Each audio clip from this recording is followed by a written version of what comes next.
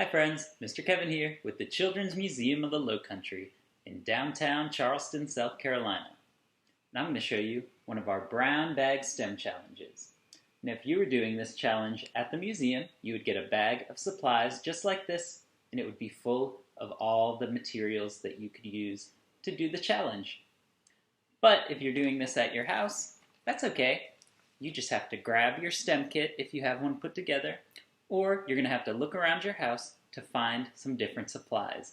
And your grown-up can help you decide which supplies are appropriate.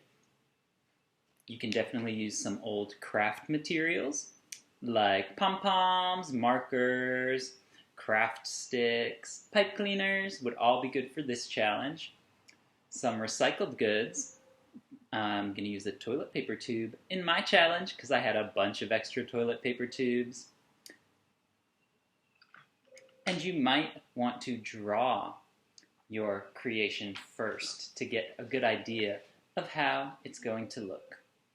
So today's challenge is to make a monster. But your monster has to be able to stand up by itself, so a free standing monster. So you might want it to have lots of tentacles to give it lots of different things to help it stand up. You might want it to be a tripod with 3 legs to help it balance. You might want it to have really big feet to help keep it balanced. It's up to you. You can work together with your family and practice some cooperation and teamwork and communication. Or maybe you want to work by yourself and just see if you can defeat the challenge. And you can compare with people in your family and see how different your designs are.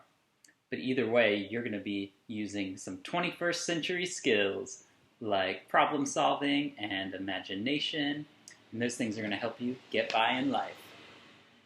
Now I chose to draw mine first, and this is how my monster looks. There's my monster, and there's its baby. And then I gathered my supplies, and this is how it turned out. My monster has 3 eyes, and a big trunk with a 4th eye, and 3 legs to help it stand. Ta-da! And then I decided that since that one worked, I was going to make the baby too. Hee hee, little baby. Oop! The baby's still learning how to stand.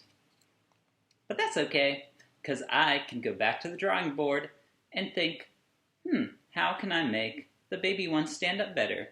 And you know what I noticed? On my mommy one, she has some nice big flat feet to help her balance on the ground. And my baby one doesn't have any feet. She has little tiny stick legs. And that's why she has a tough time standing. So now I guess I'll have to go back, get some more supplies, and try again. When you finish yours, we'd love to see it. Share it with us at ExploreCML for our Facebook, or you can tag us on Instagram with the hashtag CHSPlays. Stay playful!